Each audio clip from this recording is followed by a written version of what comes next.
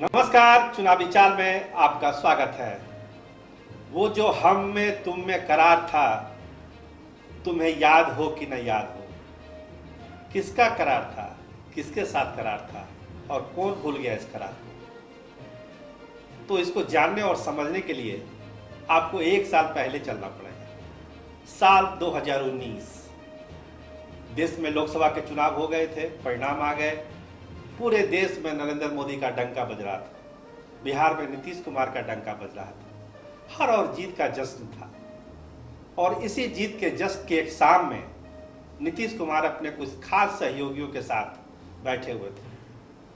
उसी दरमियान एक हल्की फुल्की बात में उन्होंने कहा था कि हमने तो बिहार की बहुत सेवा कर दी है, बहुत सारा काम बिहार के लिए किया है, अब आगे तो नई पीढ़ी को करना है, युवाओं को करना है बिहार के लिए, उनको आगे आना चाहिए, बिहार की सेवा करनी चाहिए।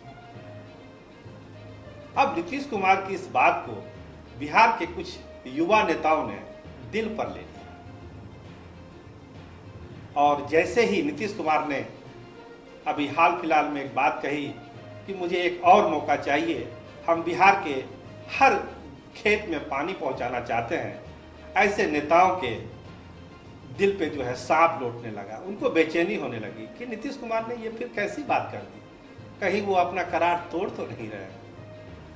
तो स्वाभाविक था, बयान आने लगे। ऐसा कोई दिन नहीं है जब तेजस्वी यादव नीतीश कुमार पर हमलावर नहीं होते हैं। अनेक मामलों पर लेके वो सवाल जवाब सरकार से कर रहे हैं, सवाल उठा रहे हैं। खैर, वो लीडर ऑपोजिशन है, उनका काम है, अपना ड्यूटी है, वो करते हैं तो समझ में आती है। लेकिन इस तरह की बातें जब चिराग पासवान करते हैं, लोजपा सुप्रीमो करते हैं, तो फिर लोगों को हैरानी होने लगती है। जो सियासत के जानने वाले लोग हैं वो सवाल करते हैं कि आखिर चिराग पासवान ऐसा क्यों कर रहे हैं? क्या उन्हें केंद्रीय मंत्रिमंडल में मंत्री का पद चाहिए? क्या बिहार में उनको डिप्टी सीएम का पद चाहिए? या बिहार विधानसभा चुनाव में उनको 42 सीटें चाहिए लड़ने के लिए? या राज्यपाल कोटे से उनको सीटें चाहिए? क्या चाहिए उनको? क्यों इस तरह की बातें करते हैं? तो देखिए, इस तरह की जो मांग है, इसकी सत्यता क्या, इसकी सच्चाई है, ये तो वही बता सकते हैं जो इस मांग रहे हैं या जिससे वो मांग रहे हैं। कोई अगर तीसरा आदमी इस पर केवल अटकल लगा सकता है, चर्चा कर सकता है, विश्लेषण कर सकता है और किसी एक नतीजे पर पहुंच सकता है, लेकिन इसकी सच्चाई, 100% सच्चाई केवल दो ही लोग जानते हैं, जो मांग रहे हैं और जिससे ये मांगा जा रहा है। इसलिए ये कहना कि किसी नतीजे पर पहुंच जाना जल्दबाजी होगी। लेकिन राजनीति के जानकार मानते हैं कि चिराग पासवान जो भी हो, एक मंझे हुए सियासतदार की तरह अपनी चुनावी चाल चल रहे हैं। जिस तरह से वो हर हफ्ते कोई न कोई एक मांग रखते हैं, लेटर बम चलाते हैं, लेटर बम का दौर चल रहा है लोजपा की तरफ से, वो बिहार सरकार को लगातार लेटर बम फेंक रहे हैं, नई मांग रखते हैं।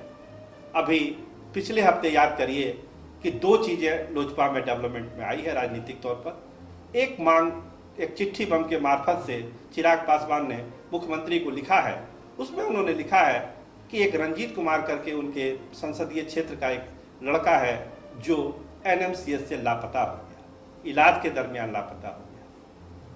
तो अब जो दूसरे पार्टी के लोग हैं, जनता दल यूनाइटेड के लोग हैं या फिर और जो सियासी चर्चा करते हैं, उनका कहना है कि देखिए, इस तरह की बात को सीधा मुख्यमंत्री को पत्र लिखने की क्या जरूरत थी चिराग पासवान? वो स्वास्थ्य मंत्री को लिख सकते थे, NMCS के सुप्रिंटेंडेंट को लिख सकते थे, वहाँ के DM को लिख सकते थे, पटना के DM को लिख सकते थे। इस पर मुख्यमंत्री को इन्वॉल्व करने की जरूरत नहीं थी। हालांकि उस पत्र की प्रति चिराग पासवान ने सबके नाम दी है, लेकिन वो संबोधित किया गया है मुख्यमंत्री नीतीश कुमार। तो जो विश्लेषक हैं, जो टीका टिप्पणी करते हैं, उनका कहना है कि देखिए, रंजीत कुमार के नाम तो एक बहाना है। चिराग पासवान इससे जो कोरोना क्राइसिस में मिसमैनेजमेंट है बिहार सरकार का, उसको उजागर करना चाहते हैं कि एक कोरोना पॉजिटिव आदमी अस्पताल से लापता हो जाता है तो फिर बिहार में क्या स्थिति है कोरोना के कंट्रोल को लेके, कोरोना के उपचार को लेके और कोरोना को कैसे नियंत्रण करना है, इसको लेके बिहार सरकार की पॉलिसी जग जाहिर होती है। रंजीत कुमार को एक उदाहरण के तौर पर चिराग पासवान ने पेश किया है, इसलिए केवल आप इसको एक रंजीत कुमार के खोने के और गुमशुदगी को लेकर मत देखिए, इसको पूरे बिहार में बिहार सरकार का कोरोना क्राइसिस मैनेजमेंट के फेलियर के रूप में चिराग पासवान ने इसको उद्धृत किया है। इसीलिए इस खबर के इस पत्र की जो है राजनीतिक महत्ता बढ़ जाती है। अभी फिर देखिए दूसरी घटना, अभी लोजपा ने एक फैसला किया है कि वो एक विजन डॉक्यूमेंट जारी करेंगे 2020 के लिए, Bihar first, Bihari first vision document 2020। क्या होगा इस डॉक्यूमेंट्स में? ये डॉक्यूमेंट्स होगा कि आज आने वाले 5 सालों में लोजपा किस तरह से बिहार का कायाकल्प करने वाली है। लोजपा अप्रैल महीने में ही अंबेडकर जयंती के दिन इस डॉक्यूमेंट को जारी करने जाती थी, लेकिन कोरोना के कारण ऐसा नहीं हो पाया। लेकिन अब लोजपा ने फैसला किया है कि इसको वो जारी करेगी। 5 साल में बिहार का कैसे विकास होगा, क्या करेगी लोजपा? लोजपा का मानना है कि शिक्षा, स्वास्थ्य और टूरिज्म, ये 3 ऐसे क्षेत्र हैं जिसमें बिहार में अपार संभावना है। सरकार चाहे तो इस संभावना को एक्सप्लोर करके बिहार का कायाकल्प कर सकती है। तो लोजपा अपने उस विजन डॉक्यूमेंट 2020 में इसका डिटेल जिक्र करेगी कि जब वो सरकार में आएगी, सत्ता में आएगी, तो इसको वो किस तरह से इम्प्लीमेंट करेगी। अब देखिए पेज कहाँ फंसता है। जो नीतीश कुमार पॉलिटिक्स को समझते हैं, उनके मेथड ऑफ पॉलिटिक्स को समझते हैं, वो इससे इत्तेफाक नहीं रखते, क्योंकि अभी तक नीतीश कुमार का जो भी काम करने का स्टाइल रहा है, वो अपने ढंग से खेल के नियम बनाते हैं, काम करने के नियम बनाते हैं। जैसे हर बार चुनाव से पहले वो एक घोषणा करते हैं, जैसे पिछले चुनाव के दरमियान उन्होंने कहा था शराबबंदी लागू करेंगे, 7 निश्चय को लागू करेंगे, वो कर भी रहे हैं। शराबबंदी तो लागू कर ही दिया, 7 निश्चय पर भी काम चल रहा है। इस बार उन्होंने कहा कि हर खेतों को हम पानी पहुंचाएं। मैनिफेस्टो की बात होती है, वो कहते हैं मेरा काम ही मेरा मैनिफेस्टो है। 2019 के भी चुनाव में जदयू ने कोई मैनिफेस्टो जारी नहीं किया था। अब चिराग पासवान विजन डॉक्यूमेंट को लेके आ रहे हैं। उनका कहना है कि ये डॉक्यूमेंट में जो बातें हैं उसको सरकार अपने एजेंडे में शामिल करे। तो यहाँ पे टकराव है। नीतीश कुमार के काम करने का अपना तरीका है। गंभीर से गंभीर पॉलिटिकल चीज़ों को नीतीश कुमार बहुत गुप्त तरीके से, सेक्रेट तरीके से लागू कर देते हैं। किसी को नहीं पता था कि अमित शाह के साथ कितने सीटों पर जनता दल यूनाइटेड का शेयरिंग होने वाला है। कोई नहीं जानता था कि 4 घंटे के अंदर नीतीश कुमार राजद को छोड़ के भाजपा के साथ सरकार बना लेंगे बिहार में। तो ये नीतीश कुमार के अपने काम करने का तरीका है, अपना ढंग है, जिसमें वो चाहते हैं कि इस नियम का हम तो पालन करते ही हैं, हमारे जो सहयोगी दल हैं वो भी इस नियम का पालन करें।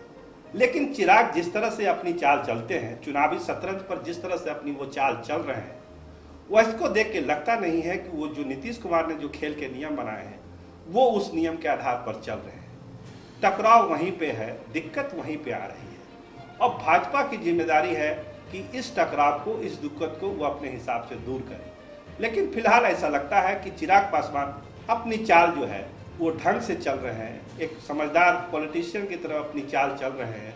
लेकिन कभी कभी क्या होता है, शतरंज, चुनावी शतरंज के इस खेल में चाल चलने वाला ये भूल जाता है कि कोई खाना खाली रह गया, और उस खाली खाने का उपयोग जो है दूसरे लोग जो करते हैं, सीधा सा देते हैं और मात कर देते हैं। तो हमको उम्मीद की जानी चाहिए कि चिराग पासवान चुनावी शतरंज के इस खेल में कोई वैसा खाना खाली नहीं छोड़ेंगे और पूरे तरीके से इस खेल का मजा लेंगे। इस चुनावी शतरंज में जो खेल चल रहा है उसका पूरा मजा लेंगे और अपनी चाल को इसी तरह सही कदमों से चलाएंगे। ये चिराग पासवान का अपना स्टाइल है और उसी हिसाब से वो बिहार की राजनीति इस समय कर रहे हैं।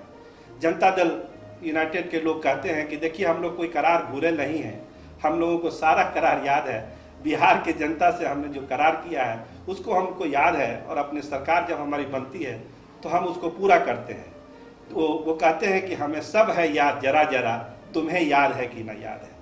अब ये तो करार याद भूलने निभाने वाली बात है। फिलहाल चुनावी चाल में बस इतना ही। कैमरामैन राहुल राज के साथ मैं सरोज सिंह, धन्यवाद, नमस्कार।